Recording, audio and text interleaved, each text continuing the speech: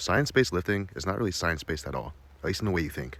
I want you to listen to me explain this for a second. I am young, but for most of my formative years, I have been in the gym and involved with the science around lifting and progressing in lifting.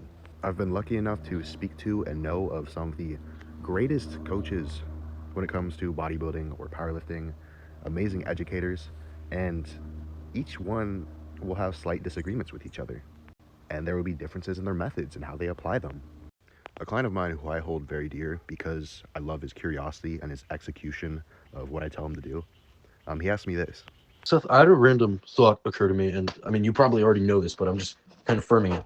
Science is hard evidence, right? Anything that's said science is hard evidence. So, like, fucking the grass is green. Fall is when the leaves turn fucking brown and shit, and they fall. We know that. That always happens, right? Bodybuilding isn't science based because everybody requires a different training approach, and nobody can have the same exact training approach. So, therefore, is it science? Because if it was science, that means everybody would have the same exact cycles, the same exact peak weeks, everybody would look the same if it was all science based, and it would, like, you could give anybody the same exact split, copy and paste it, and it would work for every single person. Do I have a point, or do I sound retarded? No, you do not sound retarded, and your confusion is very valid considering everything we hear left and right and all these differing takes and claims on social media when it comes to what is science-based lifting. Now, first we have to think about what the scientific method is itself. What is science? It is observations, questioning that, making a hypothesis based off of your observations, right? And then experimenting. You experiment to test that hypothesis, you collect the data, you analyze the data, and interpret it. The interpret it part, that's where we go wrong as human beings, because things are very volatile and we have biases, we have poor methods of actually collecting the data in the first place. And by nature, the universe is chaotic.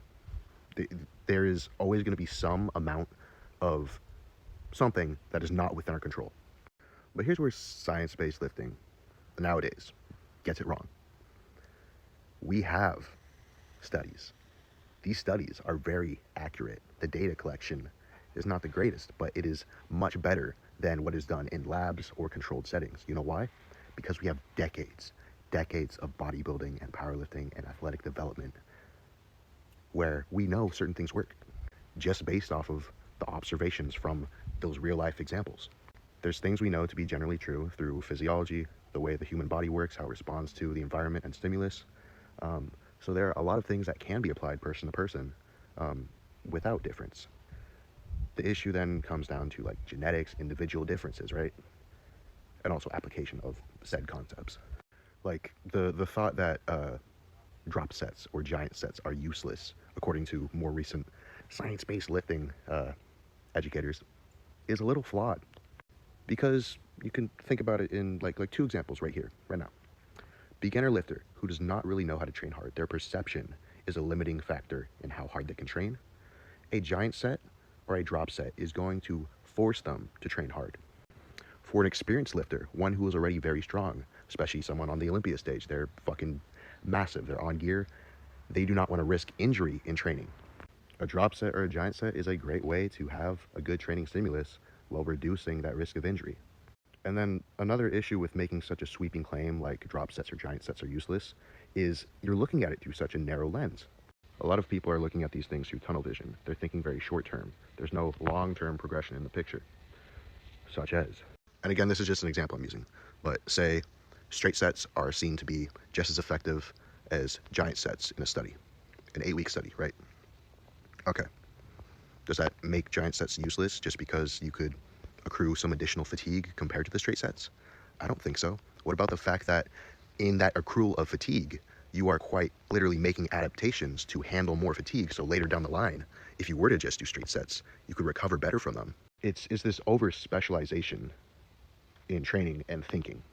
And, when all is put aside, the excuse is to cope with like, oh, well, it works for them because they're in gear, or, it worked for them because of their genetics.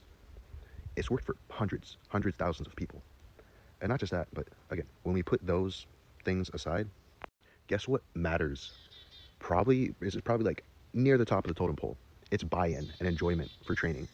If you do not enjoy your training, if you do not believe your training is working for you, it is not going to work as well, no matter what. If getting a gnarly pump from something like a giant set is really fucking fun, keep doing it. and maybe switch it up later. And another, like, dude, we're forgetting about periodization, which is like the very essence of like progression. You can have time blocks dedicated to different types of training, different styles of training, different methods being applied. It is important to optimize your training because we want the best results. But if your seeking of optimization is taking away from your training, like, dude, what the fuck are you doing? The consensus like 5-10 years ago was that volume was mostly the main driver of hypertrophy. You say that nowadays, dude, you're gonna get fucking crucified.